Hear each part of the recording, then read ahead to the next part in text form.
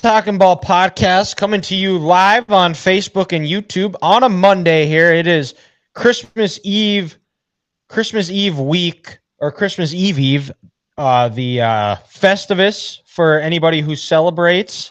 What else? It's Friends is Christmas Eve. It's Festivus. It's a great day. Not with Christmas being on a Wednesday, it was a little bit tricky trying to figure out when we were going to do the episode this week here. But luckily, Grant, after the show was over, we were discussing, how we were going to try to figure out a time to do it.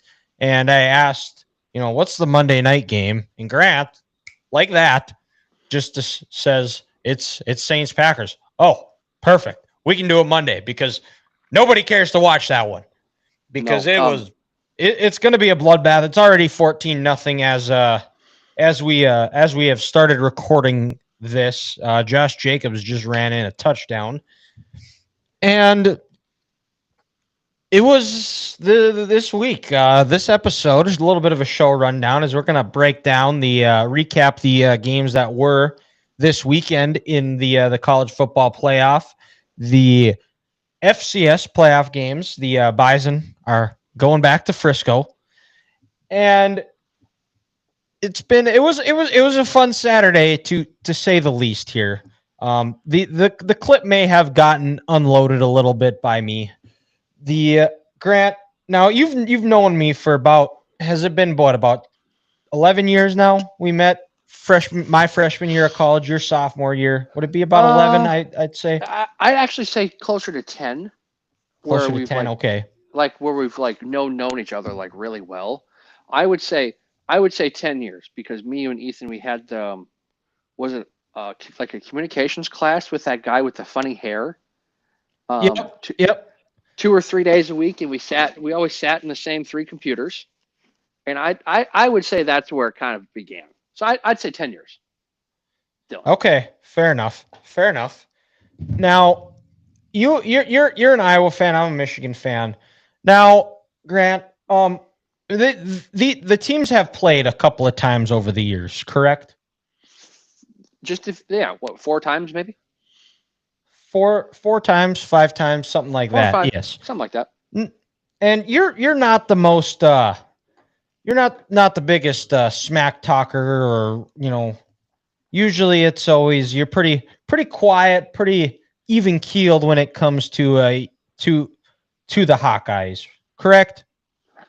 Yeah, and even just like my teams in general, I'm going to keep it cordial. Like I have some friends at work. Big Eagles fan, loves to talk shit about the Chiefs. Can't stand Patrick Mahomes, hates everything to do with about him. Loves to talk shit, give me a hard time. The Eagles lost on Sunday. I thought about texting her and saying something snarky, but I was like, you know what? Karma's real. Karma's a bitch. I'm just going to keep those thoughts to myself because there's a chance the Chiefs will get eliminated in the playoffs before the Super Bowl this year. And then the shit that I talked after a regular season game against the Commanders will come back to bite me in the ass in the playoffs. So, yeah, long answer to this question here, Dylan. I'm not one to talk shit when it comes to my sports teams. If we win and we beat your team, great. If we lose, so be it. Okay, so when Michigan and Iowa play, do I run my mouth after Michigan has won these last few times? Am I one to run my mouth when? No. Okay.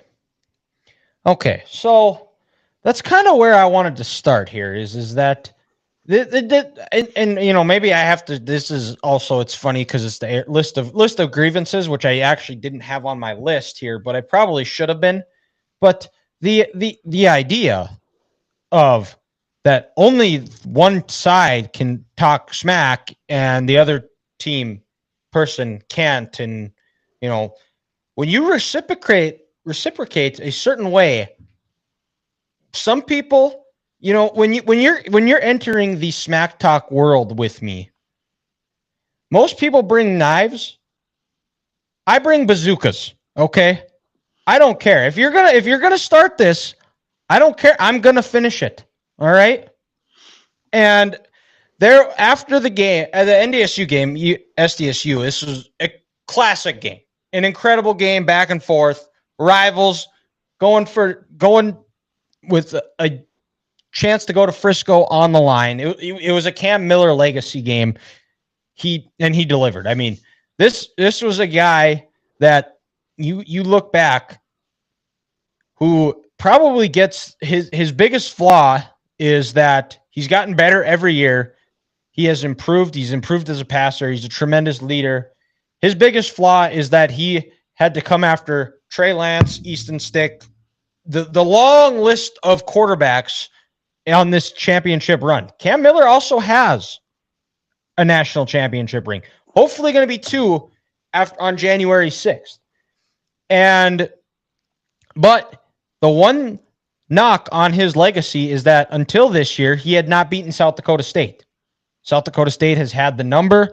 They have kicked NDSU's ass, as the majority of Jackrabbit fans have liked to let us know. Which, going back to the Morgan Wallen concert, Grant, now I don't know if you remember this, but I do, is in between songs, we were sitting behind Jackrabbit fans, and the entire time in between songs, I had to hear, horns down, Bison suck, horns down.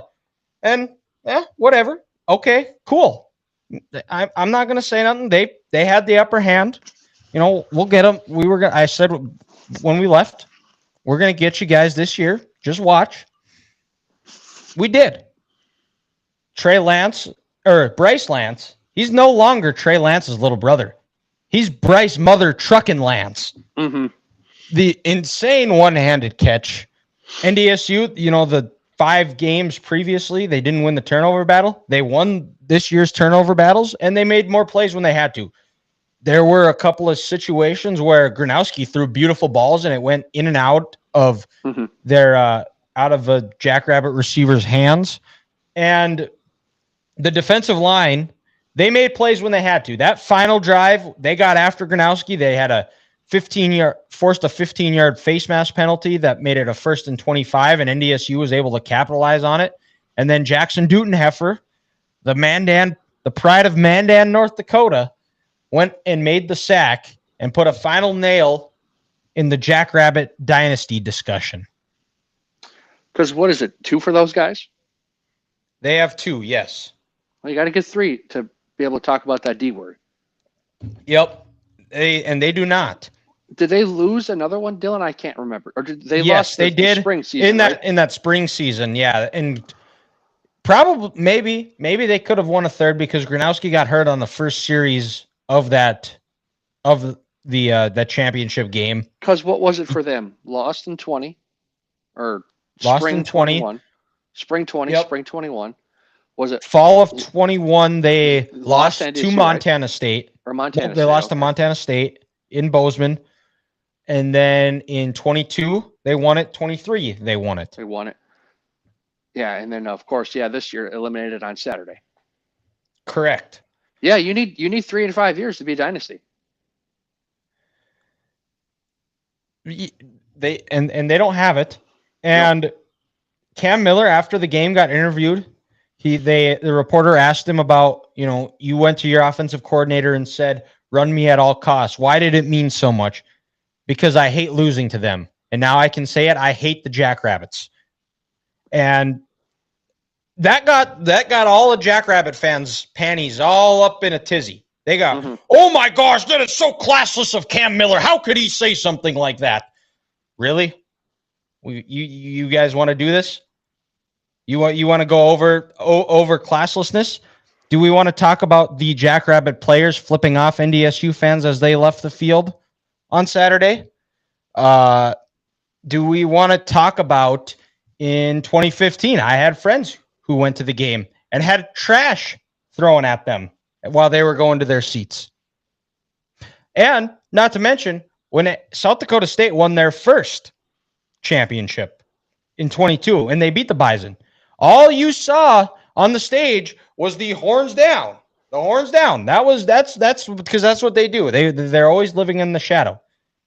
And when game day came in yeah, it would have been 2019. And when they do like the picks and it's time for the headgear, and you know how they kind of do that feature where they talk to players from both sides. And Rams NFL linebacker Christian Roseboom had said something along the lines of, "I hate those guys up north." What else? Oh, in the spring season of 20, they pounded on the glass so hard in the Fargo Dome they shattered it. I remember in 13 when I went to the game in Brookings, the entire student section, the entire game was chanting "F the Bison" the whole time. And maybe it did have, maybe it does. I mean, I'm not going to sit here and say NDSU fans are all great, because every fan base has some shitbirds.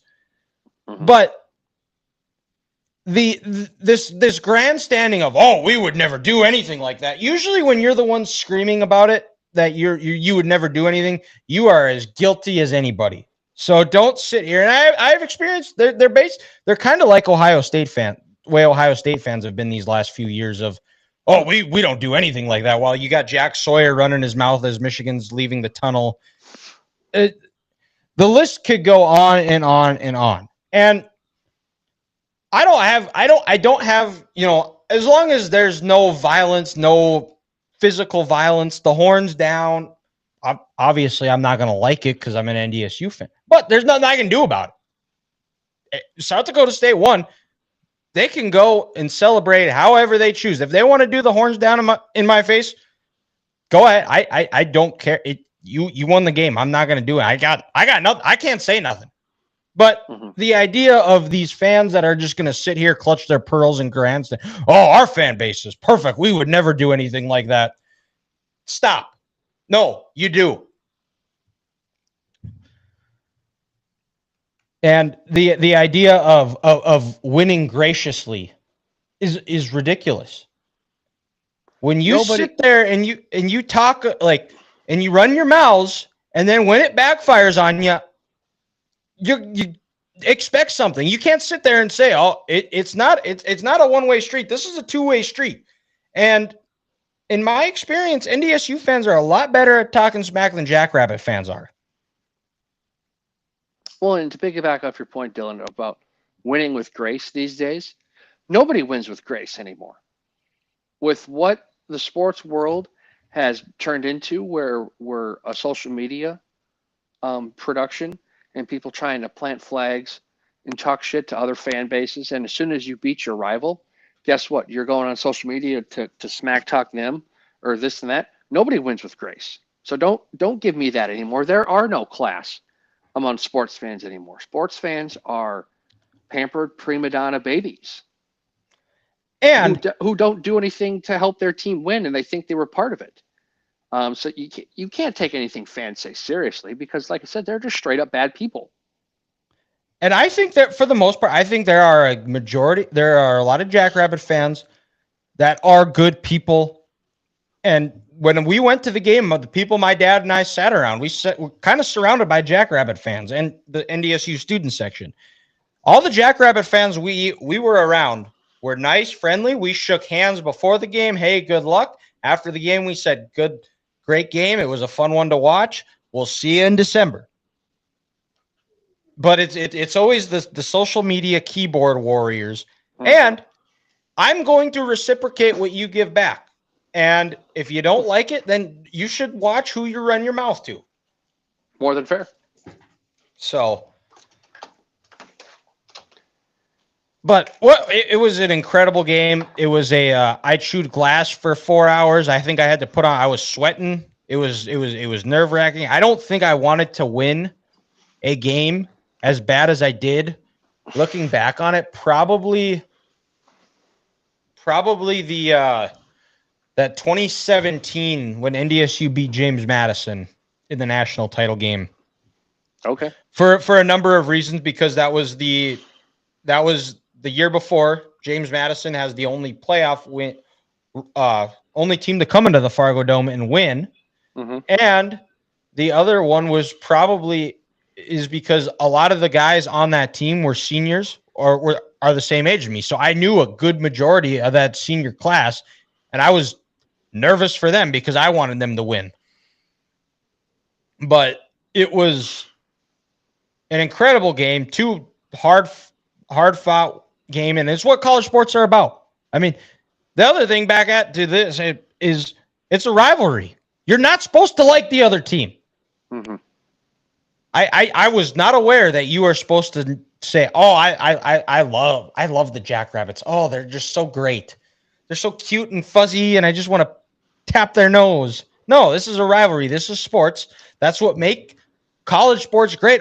Are the rivalries, and it's the crybaby losers that sit there and grandstand about everything that we have just talked about for the last 15 minutes that ruin it. Oh yeah, 100%. And then, some people who just take it too far where they think it's a way of life, where, yeah, college sports and these rivalries, they are great. They are fantastic. Carolina, Duke, Michigan, Ohio State, Louisville, Kentucky basketball. But also at the end of the day, they're good, hard-fought teams who are going to go out to battle. But you're not going to war. The people who take it too far and think their life is over because their team lost, well, guess what? The sun's going to come up tomorrow, and it's going to be okay. Yeah, and Brawler Sports News, new follow on TikTok. If he's on, if you're listening, go follow him on TikTok. Here, it's ND Sports and News, I believe. He talked about how he saw there's a GIF going around Gronowski tweeted it out, was of Gronowski doing the horns down and slitting the throat and said, "We're going to kill him." So, I mean, you're just as guilty. There was no there. Where was the outrage about that? But nonetheless, Grant, we'll talk. NDSU plays Montana State. That game basically went how we said it was going to go.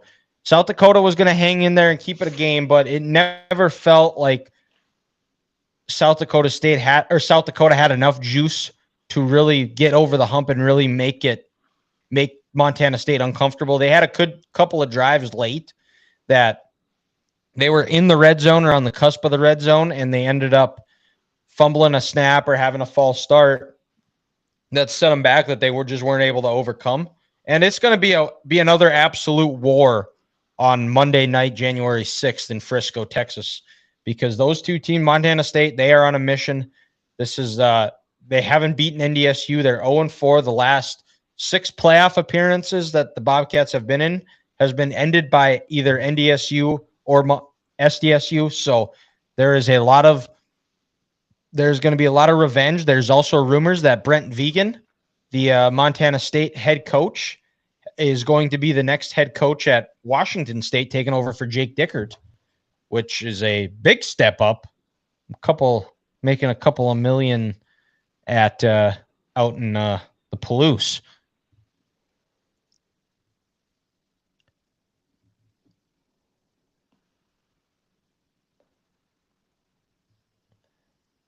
Oh, so can Grant hear me?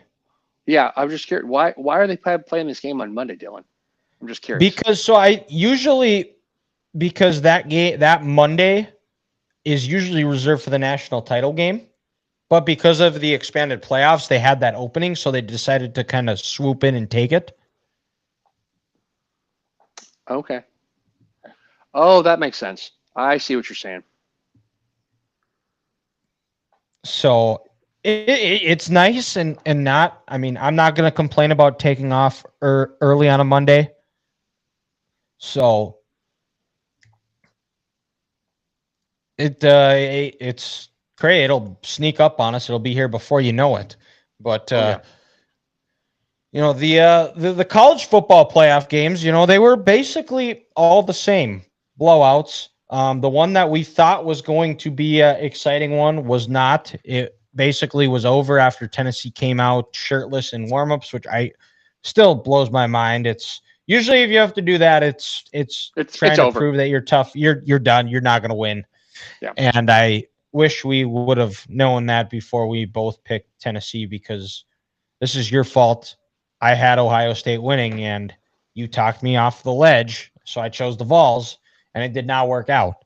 But we'll kind of go in order of the games. Notre Dame versus Indiana.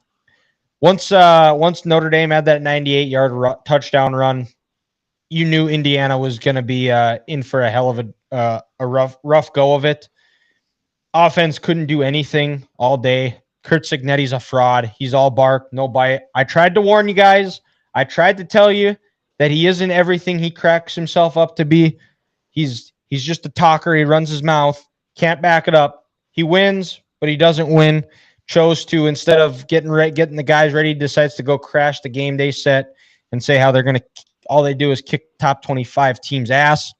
No, you don't. And this guy that claims he's got giant balls punts on the Notre Dame 37 while they're down 27-3, and then they make a late comeback and try to make it look, oh yeah, we only lost by 10 points to Notre Dame. I wish you could say I wish like the ESPN app would make like what the real score of the game was, and it was more so like 34-3. Mm-hmm. Well, yeah, this was just an ass kicking. This was a team who belongs and a fraudulent team who brought in a bunch of good players in the transfer portal and a bunch of players that came with him from JMU who are familiar with his system. And he got a nice quarterback and a 6 year of eligibility and ran up a Mickey Mouse schedule. And again, Dylan, in the world of social media, you had people feel bad for him and sensitive because they, quote, won games. Well, that doesn't mean anything. Like in college football, it can be easy each year to win 8 games or win 9 games because the talent disparity is so high. What do you do when you play real teams? And I wish the committee, and I think they will now going forward, will sit back and say, okay, cool, yeah, this team may have won 11 games, but they played one top 25 team. They lost by 17 points, and they're beating a bunch of teams of the school of the deaf and the blind. Roast Beef Tech, another good one. Roast Beef Tech, they don't belong in here. And like Kirk Herbstreit said, it's not how many losses you have, it's who you beat. They didn't beat anybody. They didn't beat anybody. They didn't. And the other part of it is, did the committee screw up going to 12 teams? I think probably maybe 8 is probably plenty, or 6 even. I'll say this. Which also, the other argument you could make is a lot of those divisional games in the NFL. The average for the college football playoff, I think, was 19. The divisional round for the NFL last year was 17. The divisional or wild card? Or the wild card round, excuse me. Yes. I was going to say the divisional games; those were competitive as hell. Ravens, Texans wasn't. That was the only blow. That was really the only blowout. But I don't think they got it wrong going to 12. They just picked the wrong 12 teams, Dylan. Alabama, Notre Dame would have been a lot more competitive than Indiana, Notre Dame. Alabama or Miami, Notre Dame would have been a lot more competitive. South Carolina would have been more competitive. At the end of the day, we're penalizing teams because you may have more losses, but guess what? You're still a better team on paper than these fraudulent clowns at Indiana. I think what happened is I think the committee, they went with the teams that didn't have the bad losses, because you could also make the argument. You're Alabama. You shouldn't lose to Vanderbilt and Oklahoma. This Oklahoma team, yeah. Yep. You're Ole Miss. You shouldn't lose to 4-8 Kentucky. I mean, that's fair. We can sit here and we can kind of go back and do the hypothetical. It's not going to matter. And I mean, who knows? Maybe it's the same result that the home team wins. I mean, in college football, it is tough to win on the road. There's a reason why you don't see it very often, is especially against those evenly matched teams. It's usually the home team finds a way to come away with a W. No, and that's fair. But that game would be more competitive. You're probably right. Because ESPN spent all this money to get the college football playoff, and that's the first game they have on Friday night, standalone Friday. No NFL to compete with. Nobody gives a shit about the NBA's regular season. Just maybe hockey in your regional market. But just like MLB, they've screwed up TV so bad, I can't watch the Wild play because I have YouTube TV. And my parents got rid of cable, and they also have YouTube TV, and they don't have Bally. So you can't, if you want to sit back and watch a regional game, you can't even do that. And this is the snoozer they got where people turned it off at halftime. So, Yeah. and, you know, I that's fair. You could also say, yeah, Alabama shouldn't lose on the road. Lay an egg against Tennessee. Lay an egg at Oklahoma in Vanderbilt. But also, at the end of the day, they did beat South Carolina. And they did beat Georgia. And they did beat LSU. And they did beat LSU on the road. It beat the brakes off LSU on the road. So maybe we need to look past the losses and just look at who you beat and how dominant you are when you're at your best. Yeah. And well, I mean, going forward, maybe the committee learns from this, and that's how they go. And I think next they will. year. It's possible. We'll find out. But the Penn State SMU game also went as we said it was going to go. Jennings threw 2 pick sixes out. It was over. Once that second pick six, it was like, yep, Penn State, doesn't matter what happens the rest of the game. Penn State's not going to lose this. And there's really not a whole lot to talk about on that one. Texas Clemson, probably of the 4 playoff games, that was probably the best one. Cade Klubnik played well. He did everything he could to try to keep them in it. It was just, I think it came down to the trenches and Clemson's lack of talent, which has caught up to them because they haven't had a number 1 potential caliber NFL draft pick at quarterback, has come back to bite him. I think Klubnik's I think he's going to be drafted for sure. But he's not a number 1 pick. And they lost their explosiveness on offense. Look at some of the receivers they've had in years past, and the running back position. You know, Mafe was hurt, but they don't have that outside explosive player or explosive threat like they used to when they were a healthy Mike Williams, Justin Ross, you know, DeAndre Hopkins, Sammy Watkins. I mean, they had some horses. They don't have those horses now. And also, it's the world we live in college football. You want the best players, you have to pay for them. There's not a whole lot of money in the state of South Carolina, and especially Clemson, South Carolina. I've been there. It's not there's no only money. Like 17,000 people, isn't it? Maybe 20,000 most. I mean, there's not a whole lot there in Clemson. They're in Northwest South Carolina. And with just the way that Dabo has run his program where he doesn't believe in the transfer portal, you can't get some of the better players from, you know, Wofford, you know, down the road, Coastal Carolina. Some of those smaller schools where you might be able to find that diamond in the rough. You can't I did see they just did pick somebody up in the portal. It was the first player, defensive end from Purdue. Yeah. How fitting is that? It's not a wide receiver. It's not a halfback. It's a defensive end, a white defensive end from Purdue. That just screams Dabo Swinney. Yeah. Oh yeah. Big time. And then we got Ohio State and Tennessee to round this one out here, and also not a close game.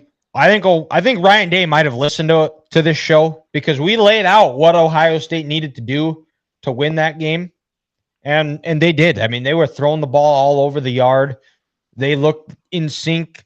They were balanced, and they were just in rhythm. They heard all the shit that was talked about them the last 3 weeks after losing to Michigan, which also makes losing to Michigan that much, as a Michigan fan, that much more funny because it was basically them trying to prove a point that they were a tough team and they didn't play to their strengths.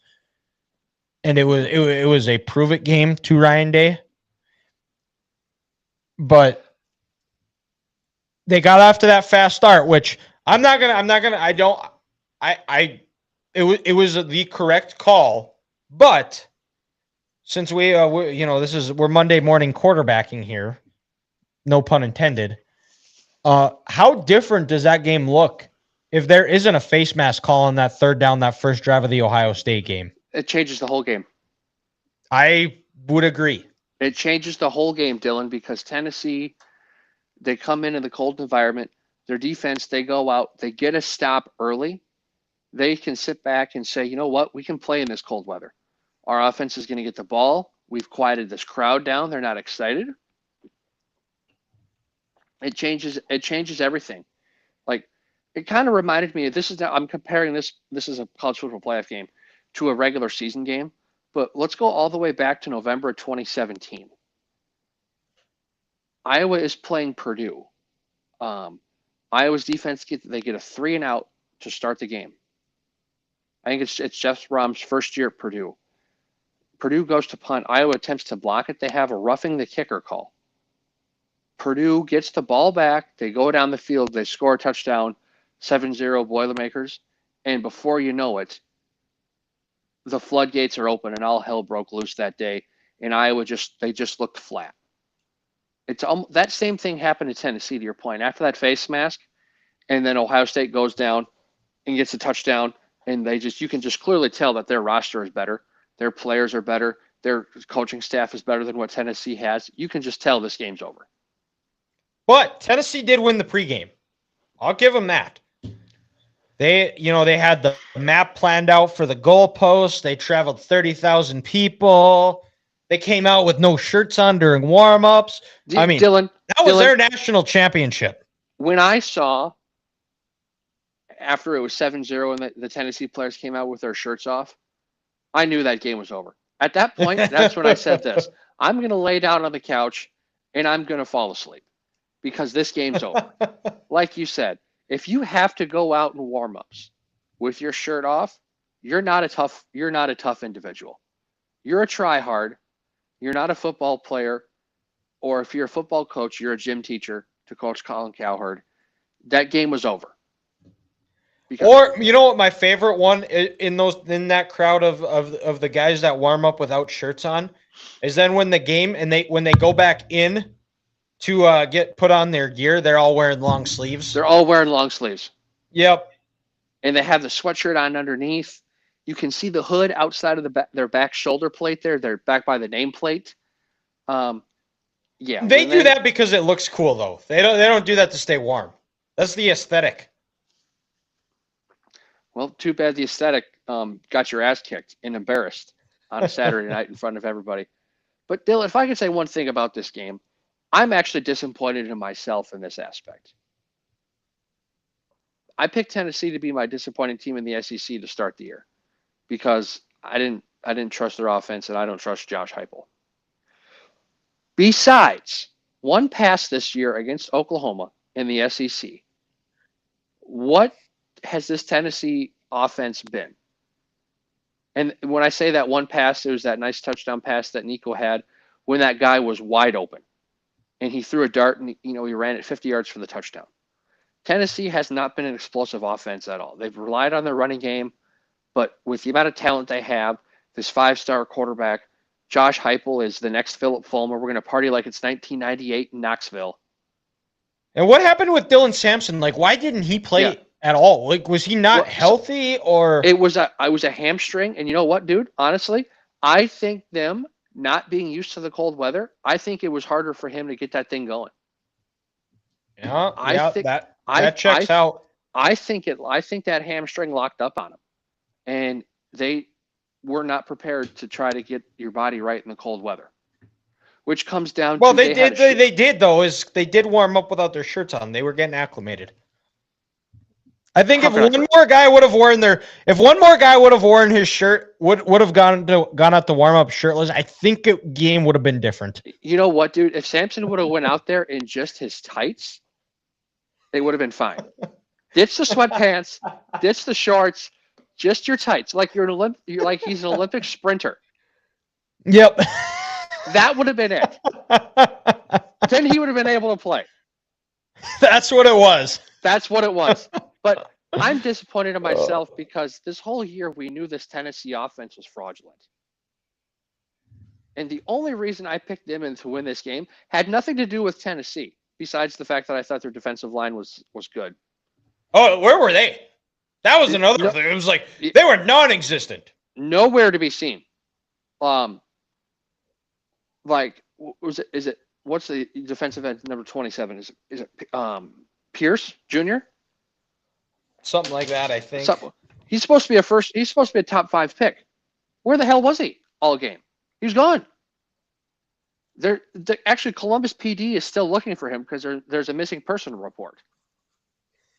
The other part about this whole situation too is Paul Feinbaum on talking about how most overrated. All these teams don't deserve to be in. I have yet to hear him say anything about the Volunteers from Saturday. Where? How come you're not calling them out, Paul? Feinbaum? Yeah. No, Dylan. The reason I'm upset because the big thing for me and why I picked Tennessee is I thought Ohio State was mentally fragile from getting spanked by Michigan. So my whole reasoning on this game had nothing to do with Tennessee. It had everything to do with what Ohio State they did 2 weeks ago. I need to be smarter than that and realize that, you know what? Ryan Day has a Michigan problem. He puts all his eggs in that one basket, and he does everything he can to try to beat Michigan. That when you peel back the layers and you sit back and you're like, you know what? He's actually not a bad football coach. Because they're a concussion away in Mercedes-Benz Stadium from winning the national championship in 2022. Allegedly. We don't know that. Allegedly, but you know what? I'm going to play the hypothetical game because they would beat the brakes off TCU. Like Michigan we don't know was that. in the second half. And then, that 2020 national title, nobody was going to beat that Alabama team. That was a wagon. Well, Ryan Day has only lost a regular season game to 2 teams. Oh, sweet. The Magic beat the Celtics tonight. Was it Orlando? Or was it Oregon and Michigan? It is Oregon and Michigan. The only 2 teams that have beaten a Ryan Day coach team in the regular season. Yeah. So I got caught up in the Ohio State is ass. We need to fire Ryan Day. I should get a job at First Take with my stance on that. Well, you might I don't Kirk Herbstreit. Shannon Sharp said that there ain't enough of ESPN execs that are going to be able to hold them back. You talk about dude. I tell you what, Amazon's going to have to get extra security for Kirk this week in Chicago on Thursday. Shannon's coming. Shannon's coming. Club Shay Shay is coming for you in Soldier Field. There, Herbie. But Tennessee, disappointing team. They're the Penn State of the SEC. Delusional fan base, talented roster. They can't beat the teams they're supposed to beat, and they're always going to fall short. Penn State just got lucky because they had one regular season loss and they had a good draw. You can add Tennessee into the category of a finesse bitch team. Yes. The Penn State of the SEC is a great analogy. Penn State of the SEC. Give it up for him. And just like how you can't trust Rick Barnes in March, I can't trust Josh Heupel in late November, December. Yeah. This is true. It's a Tennessee thing. We wouldn't understand. It's a Tennessee thing. It's a Tennessee. Because we watch Big Ten football. We wouldn't know. Which also I've also heard from our friends over at the Armchair Banter that Tennessee fans are brutal, are up there in some of the worst if they had to rank the SEC worst fan bases, it's the Volunteer fans and Auburn fans are like 1 and 2. I've heard Tennessee fans can be just absolutely savages. But that I think wraps it up. Well, next week we'll preview we'll have to preview the playoff games here. But this is going to go as our curveball of the week this week here. And it's, like we said, it's December 23rd. It's Christmas Eve. It is Festivus if you're a Seinfeld fan. And we are going to be doing our top 5 airing of sports grievances here. And I think the best way to do it, Grant, is we could just go. And I don't have it. They're 5. I don't have it ranked from worst to best to worst, worst to best. I just have 5 sports grievances. We'll go. Mm-hmm. I do my 5th, Grant. You do your 5th, and we kind of just go, and we'll just snake it. So, Fair. my 5th one is NDSU needs to find a way to get to the FBS. That is my issue. After they win their 10th national title on January 6th, they somehow, some way, hopefully can find a way up to the FBS so then they can go to the college football playoff and compete for a national title at that level.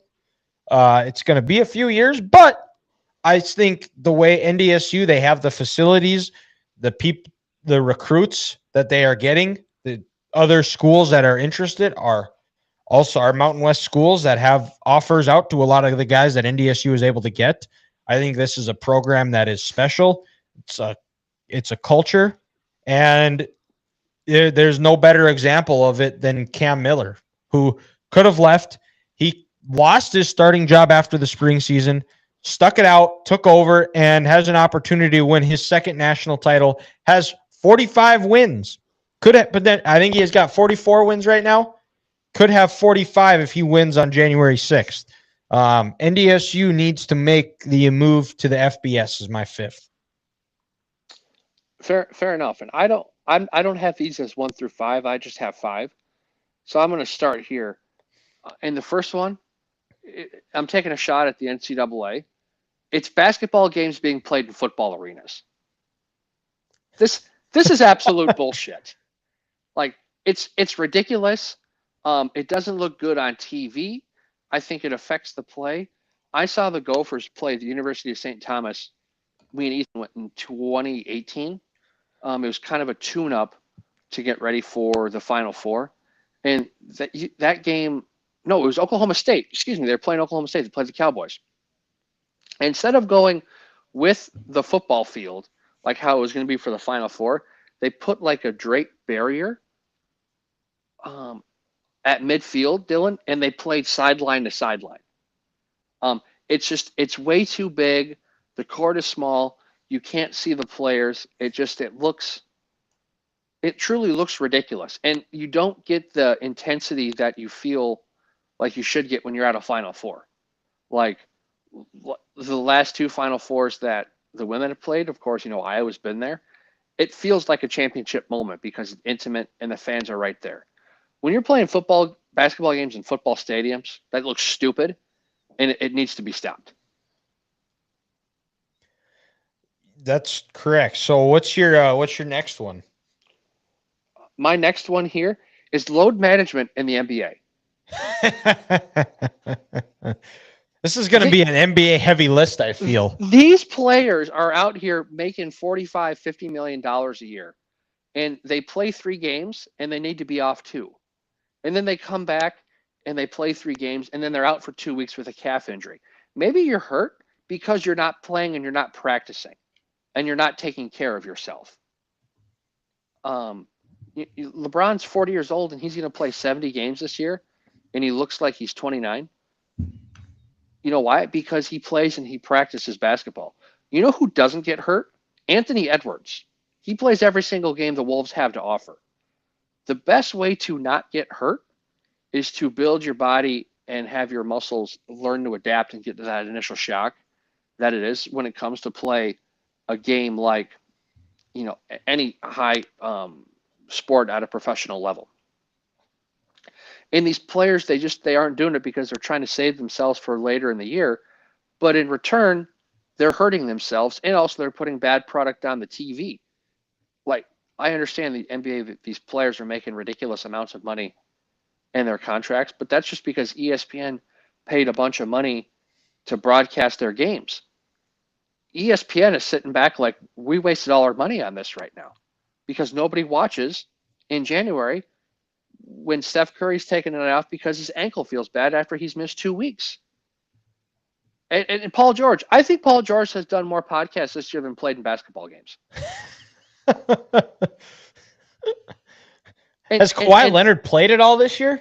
Kawhi Leonard hasn't played because apparently his knee is still swelling. At this point, should we just amputate Kawhi Leonard's knee? Should we just take his leg? I think, Grant, you got a freshly new reconstructed knee. I bet you yours would work with him.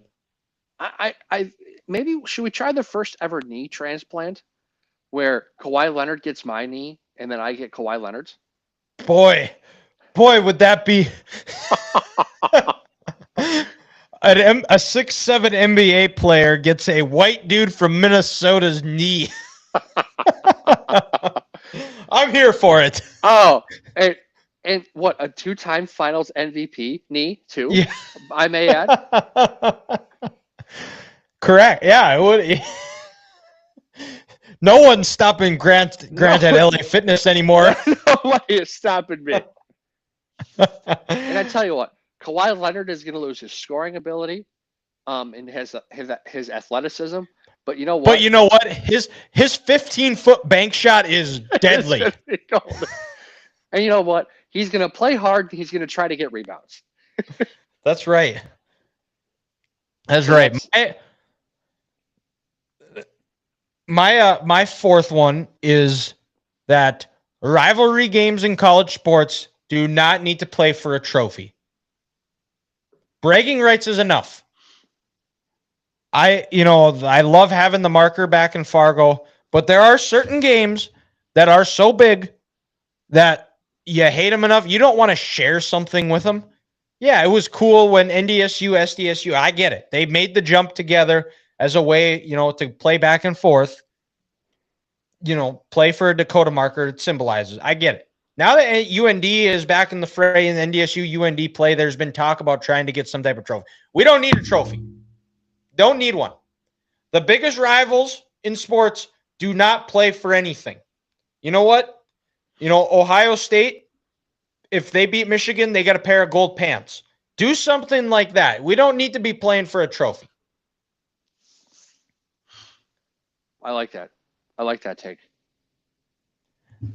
Thank you. And then my number 3, my third one is that during the NBA playoffs, teams should be forced to wear their traditional home, traditional road, and they can occasionally do an alternate.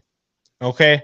So, like, if Orlando is playing, for example, because they're the first team that comes up to mind, or the Wolves, they can wear a black jersey because they've had a black jersey since their existence.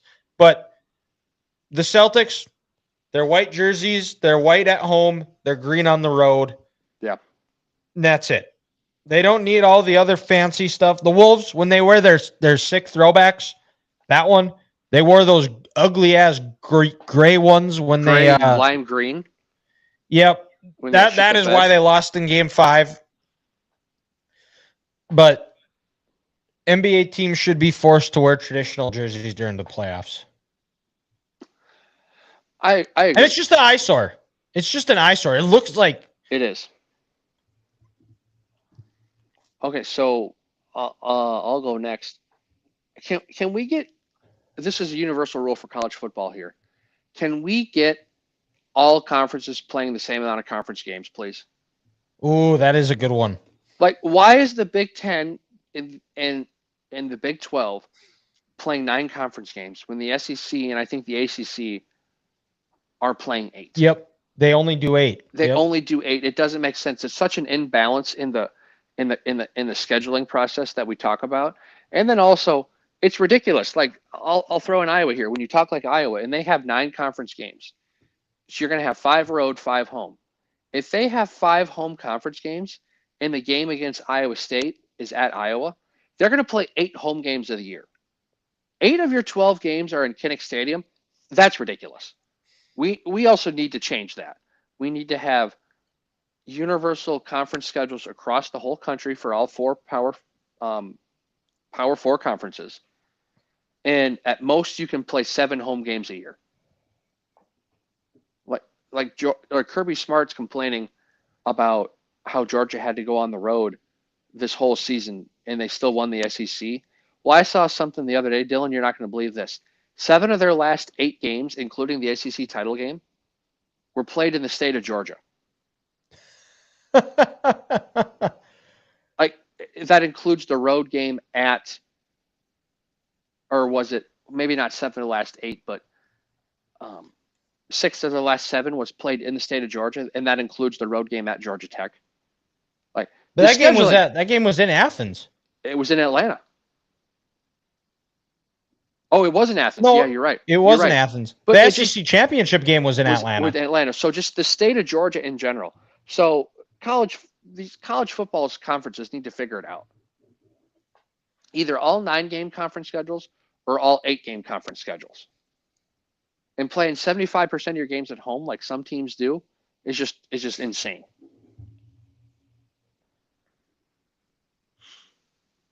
Yeah. What's your next one? Oh, so my next one here is unwritten rules in baseball. Oh. It goes back to what I said last year when someone on TikTok said I was unpatriotic and I hate the veterans. But boomers are soft. Unwritten rules are suggestions. Don't tell me how to live, my life, doing what I want in my sport with an unwritten rule because we did it in the 50s when nobody watched the game and everybody wore a suit to the game. Like, if I hit a home run and I want to be pimping, let me do that. Get out of my way and let me flip my bat. It's just ridiculous. They're like, oh, we'd never do it like this, and the game wasn't meant to be played that way. Blah blah blah blah blah. Well, yeah, back in 1950 when nobody watched. Now people are watching actually, and get these unwritten rules out of here. It's stupid. That is a good one. Mine is teams that wear jersey or colored jerseys that aren't in their color scheme. Like every team has to have a black jersey right now. Now that's the cool thing. No, you don't.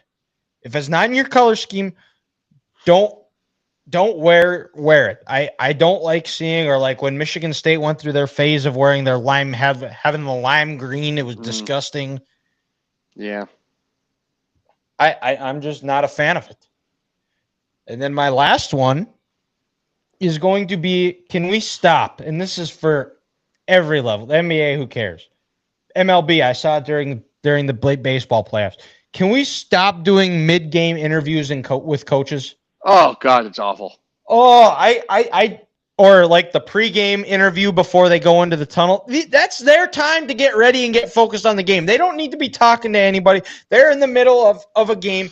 There's zero need. You can talk to them talk to the coach at halftime, and that should be plenty enough. There's no need because the coach doesn't want to be there. You can tell the announcer feels guilty even asking the questions because she knows that she doesn't want to be talked to. Mm-hmm. It's just unnecessary. Oh, I love that one, Dylan. That's a great one. Do you got one more, or is it in Bass? No, that was my fifth. Fifth. My last one here is I'm gonna go with back to the NBA. They need to fix their playoff scheduling, dude. Like in all these series, they play a game and then they have 3 days off. Like these series, they take 2.5 weeks, which is just insane. It is. It's ridiculous. It's crazy. Why are we playing game 1 on a Tuesday, and then we're waiting to play game 3 all the way until Friday or Saturday, and then we're waiting until Tuesday or Wednesday to play game 3? It's absolute asinine. And that's why, again, people are not watching the NBA playoffs like they used to. It takes too goddamn long to get through a series. And also, after an 82-game regular season, and it's summer outside, people are playing softball. People are grilling. People are out of the golf course. They have better things to do than watch a basketball game. And especially if I have an awesome game on Tuesday and I have to wait until Friday until the next one. It's just I can't get emotionally invested into the series with all that time off. You're in the same city. Play on Thursday. It's okay. It's not like these guys are practicing anyway. Come playoff time, they're just walking through. Like, oh, their playoff schedule is just so dumb. It makes no sense. Another one that I have that just was missed the cut is they need to start having more padded practices during football. We see that the product is going down. There's less practice time. There needs to be more practice time because guys' bodies aren't used to the physicality and their training of what they're supposed to be doing. And that's why you see so many injuries, is because they don't practice it enough. Similar to what you said, Grant, with the NFL or NBA. Yep. The NFL needs to have more contact practices. Mm-hmm. And then my I'll throw in an honorable mention too, Dylan. It again revolves around the NFL. Division winners getting a guaranteed home playoff game is ridiculous. Ooh, spicy. I understand if you win your division, getting into the playoffs, respect. But you know what? We need to reseed when we get in the playoffs. Because hear me out. There's a very good possibility this happens. A 14-3 Minnesota Vikings team, Dylan, has to go play possible 9-8 Atlanta team after the Vikings beat the Falcons by 21 points in the regular season. Yeah. That's stupid. Like 2 years ago, Dallas is 12-5, and they had to go play a banged up Bucs team who was 9-8 on a Monday night. They had to fly from Dallas to Tampa back to Dallas, and then Dallas to San Francisco on to play on Sunday. That's stupid. If you win your division, I get it. You're in the playoffs. I have no problem with that. But a guaranteed home game is stupid. Yep. And this one is a local one here that I got to throw in. There's a few local twists on sports grievances.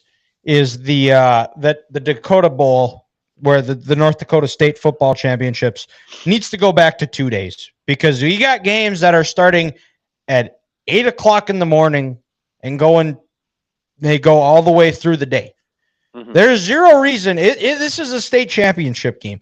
Kids work their entire offseason. They put in the work, in the weight room, on the practice field to get to that point. And they have, what's their reward? Kicking off at 8 o'clock in the morning. They could make it 2 days. The Fargo Dome, you can say NDSU cannot have a home game on this Saturday. It is not that difficult. That's what they used to do. Mm-hmm. And it drives me nuts. And it's always the 9-man in Class A schools that suffer because they alternate each year about they have to play. So this year, the 1A game was at 8 o'clock in the morning. Next year, it's the 9-man game. Make it 2 days. Have it an afternoon game that starts at 2, and the other one that starts after the 6 o'clock news. I like it. I do too. So those are all the ones I had. That's it then. All right. Well, we thank you to everybody who has tuned in tonight. Make sure you subscribe, follow us on all of our social medias, Twitter, Instagram, and TikTok, or X, whatever you want to call it. 3G TV Podcast. Make sure we're trying to get more into the posting on TikTok there. Make sure you give us a follow there as well. Would like to be up to 1,000 so we can go do live videos at some point down the line here. We hope everybody has a Merry Christmas, and we will talk to you next week.